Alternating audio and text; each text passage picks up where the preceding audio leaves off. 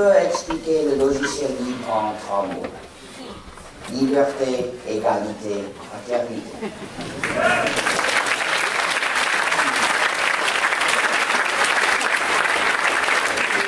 Toutes les choses que Sarcome déteste.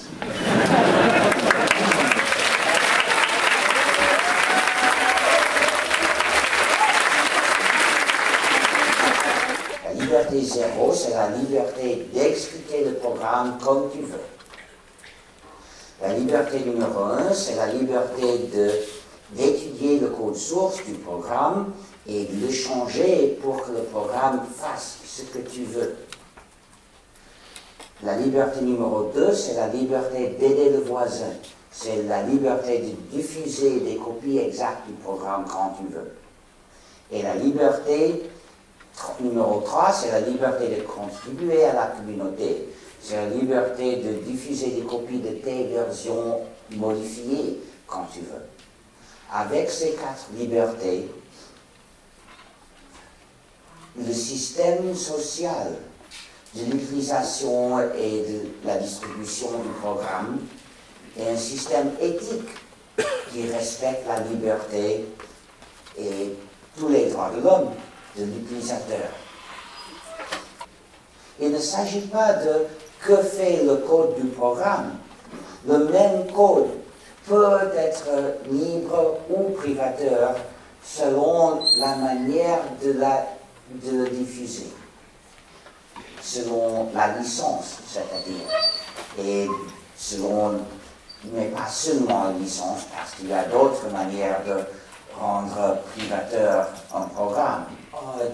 Développer un programme privateur ne contribue rien. Ce n'est pas une contribution, c'est une attaque à la société. C'est un essai de s'en emparer du pouvoir sur les gens. Il faut ne pas le faire. Il est meilleur de ne rien faire que de développer un programme privateur.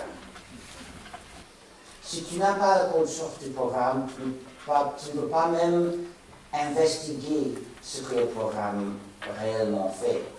Et beaucoup de programmes privateurs ont des fonctionnalités malveillantes pour surveiller l'utilisateur ou pour restreindre l'utilisateur ou même pour attaquer l'utilisateur.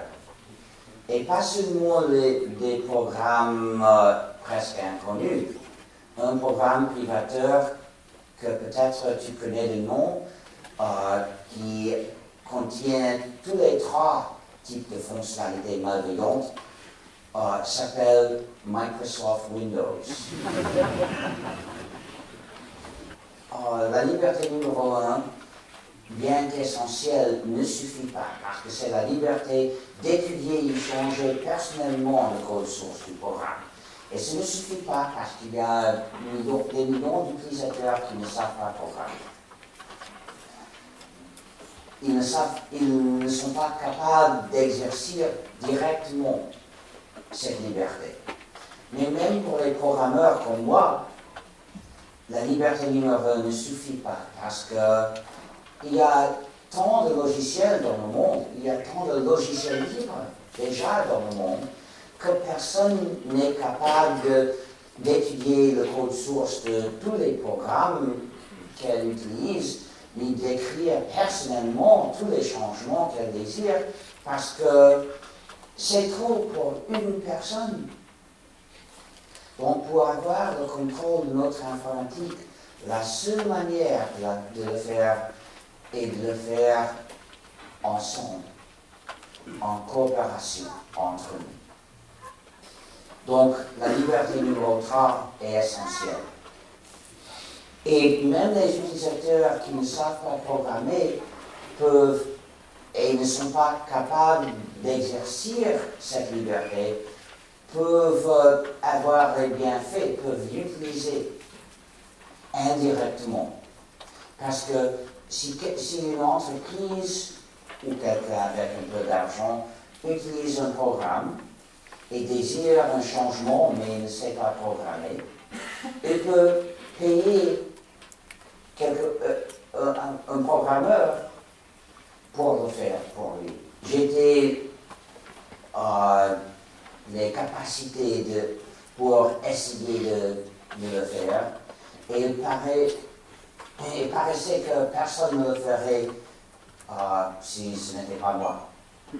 Donc j'avais été élu par les circonstances pour faire ce travail. C'est comme si tu vois quelqu'un en train de se noyer et tu sais nager et il n'y a personne d'autre et que ce ne soit pas bouche.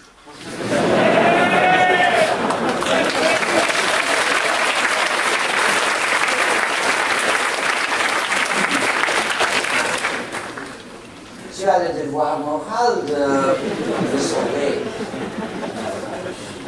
Mais peut-être j'ai dit quelque chose trop fort.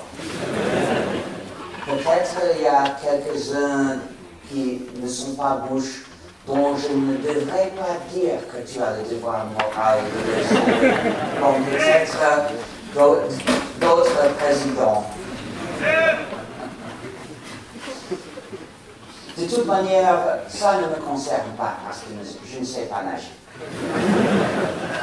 Mais en ce cas, le travail à faire n'était pas nager, mais plutôt écrire beaucoup de code. Et ça, je savais faire.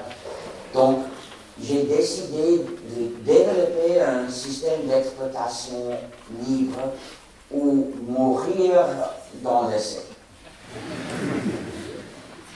Je lui ai donné le nom GNU, qui est un acronyme récursif, qui veut dire GNU n'est pas Unix. GNU, GNU n'est pas Unix. La motivation d'écrire un autre système était pour la liberté. Unix avait des idées intéressantes, mais il était privateur, il est toujours privateur. Donc, pour la liberté, il fallait écrire autre système. À l'année 83, j'ai publié l'annonce de ce projet de développement de système d'exploitation libre et en janvier 84, j'ai commencé. Mais fortunément, nous ne devions pas attendre parce que à l'année 91, un étudiant finlandais a écrit son propre noyau avec la conception usuelle monolithique. Il l'a fait fonctionner au niveau minimal dans moins d'un an. C'est assez vite. Et ce noyau s'appelait Linux. Et au commencement, il n'était pas logiciel libre. Parce que sa licence initiale interdisait la distribution commerciale. En 92, il a changé de licence et il a publié le code de Linux sous la licence publique générale de GNU. Je vous prie d'appeler ce système toujours GNU et Linux et ne jamais Linux tout court, parce que ce n'est pas juste envers nous. Mais il faut noter que le système actuel, qui a le but de promouvoir l'art, ne le fait pas bien. C'est plutôt un système pour subventionner la gestion des grandes entreprises que les artistes. Donc j'ai proposé deux systèmes pour plus efficaces pour promouvoir l'art. Un système fonctionne avec des impôts. Ils peuvent être des impôts spéciaux sur les disques vierges ou la connectivité ou quelque chose, ou il peut utiliser le revenu général de l'État. De toute manière, il faut utiliser l'argent de manière efficace, uniquement aux artistes. à ceux qui ont participé créativement dans l'œuvre, pas aux exécutifs des entreprises, ni aux entreprises. Chaque internaute sera obligé à payer quelque quantité d'argent par mois. Et il aura le droit d'attribuer une fraction de cette somme à plusieurs œuvres, entre plusieurs œuvres. Et les sommes attribuées aux œuvres seraient transférées aux artistes de ces œuvres. Et maintenant, aux enchères. J'ai 50, est-ce que j'ai 55? J'ai 55, est-ce que j'ai 60? Qui? 60, j'ai 60, est-ce que j'ai 65? J'ai 140, est-ce que j'ai 150? J'ai 140, est-ce que j'ai 150? J'ai 150, est-ce que j'ai 160? 1, 2, 3, vendu pour...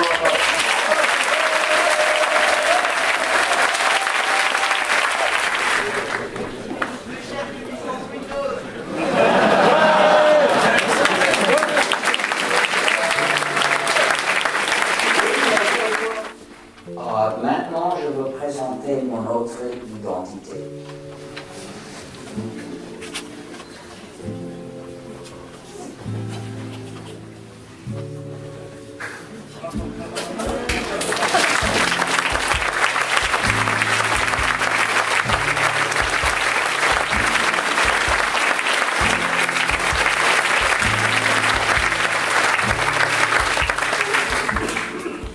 Je suis le Saint Ignatius de l'église des Max. Il n'y a pas de système sauf GNU et Linux est un de ses noyaux. Et si plus tard tu deviens hacker, tu peux le célébrer avec notre cérémonie, le Full Bar Mitzvah. Notre église a plusieurs avantages sur les autres églises que je ne vais pas mentionner. Par exemple, être saint dans l'église des Max n'exige pas le célibat. Parfois, ils m'ont demandé si dans l'église des Max, l'utilisation de l'autre éditeur VI est un péché. C'est vrai que VI est l'éditeur du bête, de la bête. Et des fois, ils m'ont demandé si mon Oriole est vraiment un vieux disque dur d'ordinateur. Ce n'est pas un disque dur, c'est mon Oriole. Mais elle était un disque dur dans une existence antérieure. Merci beaucoup.